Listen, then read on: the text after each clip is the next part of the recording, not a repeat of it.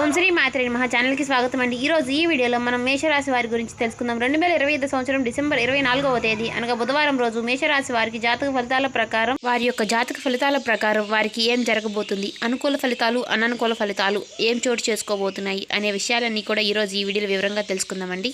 కలిసి రాబోతున్నాయి. ఇప్పుడు వదిలితే ఇక నరకమే అని చెప్పుకోవచ్చు. అంతేకాకుండా పి అనే వ్యక్తి ద్వారా జరగబోయేది తెలిస్తే ఆశ్చర్యపోతారు. అలాగే మీరిది చూడకపోతే చాలా నష్టపోతారు. ఈ రాశి వారి గురించి క్లియర్ ఇన్ఫర్మేషన్ ని స్వీకరించి ఈ వీడియోలో మీకోసం క్లుప్తంగా వివరించడం అయితే జరిగింది. ఈ వీడియో మీ కంటపడింది అంటే పరమేశ్వరుని అనుగ్రహం ఉంది కాబట్టి మీ కంటపడింది అని చెప్పి భావించి వీడియోని ఎక్కడా కూడా స్కిప్ చేయకుండా చివరి వరకు చూసే ప్రయత్నం చేయండి. అసలు అదృష్టాలు ఏంటి, వాటిని వదలకుండా దక్కించుకోవాలంటే ఏం చేయాలి, ఇవన్నీ కూడా మీకు తెలుస్తాయి. మరి వీడియోలోకి వెళ్లే ముందు ఒక చిన్న రిక్వెస్ట్ అండి. మొదటిసారి మన ఛానల్లోకి వస్తే సబ్స్క్రైబ్ చేసుకోండి. కింద ఓం నమ శివాయ అని చెప్పి కామెంట్ చేయటం మాత్రం అస్సలు మర్చిపోవద్దు. ముందుగా వీరి వ్యక్తిత్వం గురించి మాట్లాడుకోవాలి అనుకుంటే గతంలో కూడా నేను చాలా సార్లు చెప్పానండి. మళ్ళీ ఇప్పుడు కొన్ని టాపిక్స్ అంటే గతంలో మాట్లాడని టాపిక్స్ అనేవి ఈ వీడియోలో మీకోసం చెప్పటం అయితే జరుగుతుంది.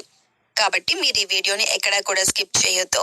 ఈ రాశి వారు వ్యక్తిగతంగా చాలా మంచివారు. ఎదుటి వారి యొక్క ప్రేమను ఎక్కువగా కోరుకుంటూ ఉంటారన్నమాట.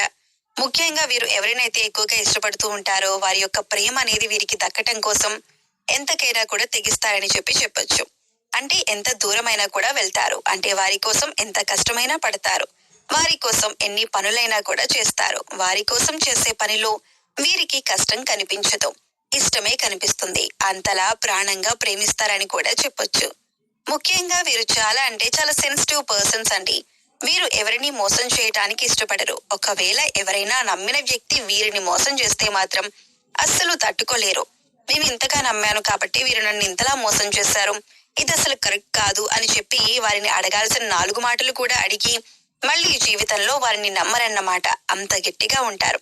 అంతేకాదు వీరు ఎవరికైనా కానీ సీక్రెట్లని చెప్పటానికి ఇష్టపడరు. ఎందుకంటే గతంలో చాలా వరకు కూడా వీరి యొక్క పర్సనల్ విషయాలు ఎదుటి వారికి చెప్పేవారు. కానీ మేము వీరికి చెప్తాం, వారికి చెప్తాం అని చెప్పి ఎదుటి వారు వీరిని బ్లాక్మెయిల్ చేస్తారేమో, మన గురించి ఏదైనా కానీ తప్పుడుగా ప్రచారం చేస్తారేమో అని భయపడుతూ ఉంటారు. ఇక్కడ పర్సనల్ అంటే తప్పుడు విషయాలు కాదు, ఏదైనా కానీ కుటుంబ విషయం కానీ, భార్యాభర్తల మధ్య గొడవల విషయం కానీ, మరే ఇతర విషయాలైనా కానీ ఎదుటి వారితో చెప్పటం వల్ల ఒక రకంగా వీరికి పరువు పోయినట్లుగా అనిపించటం, నలుగురిలో నేను తప్పు చేశానేమో, ఈ మాట అనకుండా ఉంటే ఇంకాస్త నాకు గౌరవం పెరిగేదేమో, ఇంకాస్త నాకు విలువనిచ్చేవారేమో, అనవసరంగా నోరు జారానని చెప్పి రిగ్రెట్ ఫీల్ అవుతూ ఉంటారన్నమాట. ఇక మీకు కలిగే 3 అదృష్టాలు ఏంటో చెప్పమంటారా?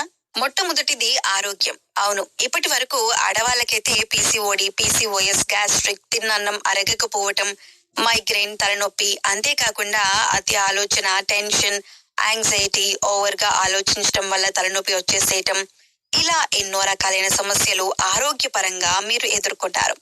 ఇక్కడ మిక్స్డ్ ఫలితాలు అయితే ఉంటాయండి. ఆడవాళ్ళకి మగవాళ్ళకి కొన్ని కలుస్తూ ఉంటాయన్నమాట. ఏవి ఏమైనప్పటికీ కూడాను వీటి వల్ల ఏంటి అంటే రోజువారి పనుల్లో కూడా పని చేసుకోలేకపోవటం, మార్నింగ్ ఉన్నంత యాక్టివ్ గా సాయంత్రం ఉండకపోవటం, దీనివల్ల మీకు అలసట అనేది వచ్చేసేయటం, దీనివల్ల ఏ పని మీద మీకు శ్రద్ధ లేకపోవటం, అసలు పని చేయాలంటేనే బాధగా అనిపించటం, ఇటువంటివన్నీ కూడా కలుగుతూ ఉంటాయన్నమాట. కాబట్టి మీకు ఆరోగ్యం కలగపోతుంది. ఎందుకంటే మీ మనసును మీరు కంట్రోల్లో ఉంచుకోవాలి అని నిర్ణయించుకున్నారు. ఇది ఎప్పుడైతే స్టార్ట్ అవుతుందో అప్పటి నుంచి మీకు ఆరోగ్యం అనేది మంచిగా ఉండటం స్టార్ట్ అవుతుంది. దేనికి భయపడొద్దు, దేని గురించి ఆలోచించొద్దు, ప్రశాంతంగా ఉండండి. ఆరోగ్యం అయితే మీకు అనుకూలించబోతుంది. ఇది ఫస్ట్ అదృష్టం. ఇక రెండవ అదృష్టం ఏంటి అంటే కనుక ఇప్పుడు ప్రెసెంట్ వీరికి గురుబలం కొంచెం తగ్గింది కాబట్టి కొంచెం చేస్తున్న పనుల్లో కొంచెం అప్ అండ్ డౌన్స్ అనేవి వస్తూ ఉంటాయి. కాకపోతే మీరేంటంటే మీ యొక్క గురుబలాన్ని పెంచుకోవటం కోసం ఏం చేస్తారంటే ప్రతి గురువారం రోజు బాబా దగ్గరికి వెళ్ళి, అంటే బాబా గారి యొక్క గుడికి వెళ్ళి బాబా గారిని నమస్కరించుకొని విభూతిని ప్రతిరోజు కూడా పనికి వెళ్ళేటప్పుడు పెట్టుకోండి. అంతేకాకుండా ఎప్పుడైనా కానీ గురువుకి సంబంధించిన అంటే తల్లి, తండ్రి, గురువు, దైవం, అలాగే మీకు చదువు చెప్పిన వాళ్ళు కానీ లేదంటే ఎవరైనా ఆపదలో ఉన్న వారికి, గురువుకి ఏదైనా కానీ కొంచెం సహాయం చేయండి. అలా సహాయం చేయటం వల్ల కూడా మీకు గురుబలం అనేది పెరుగుతుంది. ఇక్కడ మనకి గురువు అంటే దేవుడు ఒక్కడే అని మాత్రం కాదు. గురువు అంటే మనకి ఇక్కడ తల్లిదండ్రులు వస్తారు, వాళ్ళని కష్టపెట్టకుండా చూసుకోవటం, మనకి విద్య నేర్పిన వాళ్ళు, మనకి సలహాలు ఇచ్చే వాళ్ళు ప్రతి ఒక్కళ్ళు కూడా గురువులతోనే సమానం. కాబట్టి వారు చెప్పిన సలహాని పాటించి ముందుకు వెళ్తూ ఉంటే ఖచ్చితంగా మీకు గురుబలం అనేది పెరుగుతుంది. గురుబలం వల్ల మీరు చేస్తున్న పనుల్లో మీకు అదృష్టం అనేది కలిసి వస్తుంది. పెట్టుబడులు పెట్టిన వాళ్ళు ఉంటారండి. ₹1 పెట్టిన దగ్గర ₹2 కలిసి వచ్చే అవకాశం ఉంటుంది. అంటే ₹10 పెడితే ₹100 వస్తే లాభమే కదా. ఇది నిజంగా అదృష్టం కాకపోతే ఇంకేంటి చెప్పండి. కష్టే ఫలి అని చెప్పి గుర్తుంచుకోండి. గురుబలాన్ని పెంచుకునే ప్రయత్నం చేయండి. అంటే కాస్త పులిహోర 1 కేజీ బియ్యం పెట్టి వండుకొని ఆ పులిహోర కలుపుకొని అక్కడికి భక్తులు వస్తూ ఉంటారు కదా, వాళ్ళకి చిన్న చిన్న కప్పులతో ఇస్తూ ఉంటే కనుక ఆటోమేటిక్ గా మీకు గురుబలం అనేది పెరుగుతుంది. ఇది 2వ అదృష్టం. ఇక 3వ అదృష్టం ఏంటి అంటే కనుక సంతాన పరంగా గుడ్ న్యూస్ అయితే వినబోతున్నారు. పిల్లలు చదువుకునే పిల్లలు అనుకోండి, వాళ్ళకి మంచి ర్యాంక్స్ తో వాళ్ళు పాస్ అవ్వటం, లేదంటే కనుక ఆటోమేటిక్ గా ఎగ్జామ్స్ రాసే పిల్లల్లో కొంచెం మంచి రిజల్ట్ అనేది ఎక్కువగా రావటం, పిల్లలు ఉద్యోగాల కోసం చూస్తూ ఉంటే వాళ్ళకైతే మంచి ఉద్యోగ అవకాశాలు వస్తూ ఉండటం, ఇలా ఒక్కొక్కటిగా పిల్లలకి సంబంధించి ఒక డెవలప్మెంట్ అనేది కనిపిస్తుందన్నమాట. ఇప్పుడు తల్లిదండ్రులు కష్టపడేది పిల్లల కోసమే కదండి. కాబట్టి ఆ పిల్లల్లో వచ్చే ఆ డెవలప్మెంట్ ను చూసి ఆటోమేటిక్ గా మనసు సంతోషపడిపోతుందన్నమాట. మీరు ఆనందంగా ఫీల్ అయిపోతూ ఉంటారు. కాబట్టి ఇది ఖచ్చితంగా మీకు ఒక గుడ్ న్యూస్ అన్నమాట. ఈ 3 అదృష్టాలు అయితే మీకు వస్తాయి. కానీ వదిలితే మాత్రం నరకమే. ఎందుకు వదిలితే నరకం అంటే, వచ్చే అదృష్టాలు ఎలా మిస్ అవుతాయి అంటే ఏమరపాటు వల్ల మిస్ అవుతాయి. మనం కష్టపడకపోతే మిస్ అవుతాయి. పిల్లల్ని పట్టించుకోకపోతే మిస్ అవుతాయి. మనం అతిగా ఆలోచిస్తే ఆరోగ్యం పాడవుతుంది. సో మీరు నేను చెప్పినట్లుగా మీరు ఫాలో అవ్వగలిగితేనే జీవితం స్వర్గం అవుతుంది తప్ప లేకపోతే నరకప్రాయంగా మారుతుందన్నమాట.